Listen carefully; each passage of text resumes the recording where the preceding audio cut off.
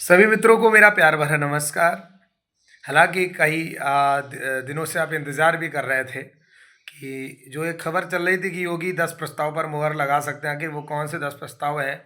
लोगों के सवाल और जवाब मिल रहे थे। तो मैं पहले ये बात करूँगा, उसके बाद मैं बात करूँगा मैनपुरी से लेकर जौनपुर तक के उस मर्डर कांड की जिसमें ग्राम चौकीदार मर रहे हैं। तो पहली खबर ये है कि जो प्रस्तावों की बात करें, योगी जी अपने कैबिनेट के साथ में बढ़िया डुबकी मार मार के नहा लिए हैं। नहाने के बाद उन्होंने खाली सड़क योजना, रोड योजना, फलाना ढिमकाना योजना, इस तरह की योजना के प्रस्तावों पर मोहर लगाई है। मानदेय और वेतन पर कोई भी अभी तक मोहर नहीं लगी है। इसलिए कृपया करके गुमराह ना हो, किसी भी फर्जी खबर पर ध्यान ना दें। सबसे पहली बात तो मैंने आपको क्लियर कर दी है, जो आपको क्लियर हो जाना चाहिए। इसके अलावा मैं बात करता हूँ कि मैनपुर में जिस तरह से ग्राम प्रहरी को अंदर घुस करके मार दिया जाता है दबंगों के द्वारा, पर दुर्भाग्य देखिए कि मैनपुरी में शायद अभी तक सदस्यता तक नहीं ली गई इस संगठन की। बड़ा दुर्भाग्य है और लोग उम्मीद करते हैं कि अब क्या करें, हमको समझ में नहीं आ रहा। अन्य जनपद के लोग मुझसे कह रहे हैं। मैं आप लोगों को एक बात कहना चाहता हूँ, मुझे क्या आपने घुन समझ रखा है कि मैं पिसता रहूं हमेशा? काम सबको चाहिए। जब बुरा समय आ जाए तो अनु त्रिपाठी का साथ चाहिए। अनु त्रिपाठी, मैं तो आपके साथ जमाने से जुड़ा हूँ, मैं तो आपके 2 साल से वीडियो देख रहा हूँ। इस तरह की भाषाबाजी कर दी जाती है। जब मरने का नंबर आता है तो अनु त्रिपाठी को आगे मरने के लिए खड़ा कर दिया जाता है, और जब सही समय आता है तो इधर उधर चाटुकारिता करते हैं लोग। सबसे बड़ा दुर्भाग्य है। किसी को कह दो तो बुरा लगता रहे तो मुझे कोई घंटा फर्क नहीं पड़ता।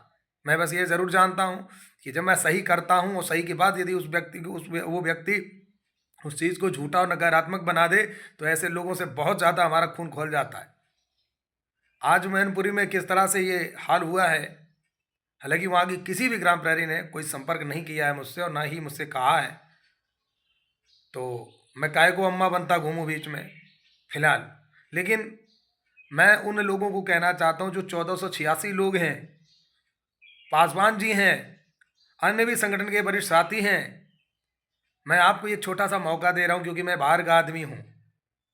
आप चौकीदार के हैं, आप चौकीदार के हितैषी हैं, आप अंदर के आदमी हैं। इसलिए मैं आपको एक मौका दे रहा हूँ कि इस पर मैं एकदम शांत बैठा पड़ा हूँ। 1486 संख्या कम नहीं होती। आप जा कर के इस परिवार को इंसाफ दिला दीजिए। समझ लूँगा कि आप चौकीदार के हितैषी हैं। गंगा में डुबकी लगाने से काम नहीं चलेगा, काम करने से काम चलेगा। यदि सच में 1486 के आप हितैषी हैं तो जाकर के इस मैनपुरी के चौकीदार को इंसाफ दिला देना, जाकर के जौनपुर मढ़ियाव थाने के चौकीदार को इंसाफ दिला देना। मैं मान जाऊंगा कि आप लोग वाकई में इस चौकीदार विभाग के हितैषी हैं। ये सभी को मैं काम सौंप रहा हूँ।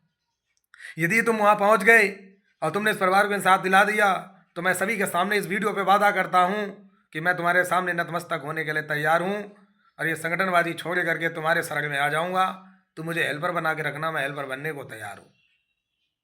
आपको इतना सुनहरा मौका दे रहा हूँ क्योंकि मैं बाहरी आदमी हूँ, आप अंदर के आदमी हैं। आपके विभाग के लोग मारे जा रहे हैं। मैं एक छोटा सा पत्रकार होने के नाते आपको याद दिला रहा हूँ, आपके लोग मारे जा रहे हैं। जाओ, इन्हें बचा लो, जाओ, क्योंकि मैं बाहर का आदमी हूँ। जाओ प्लीज़।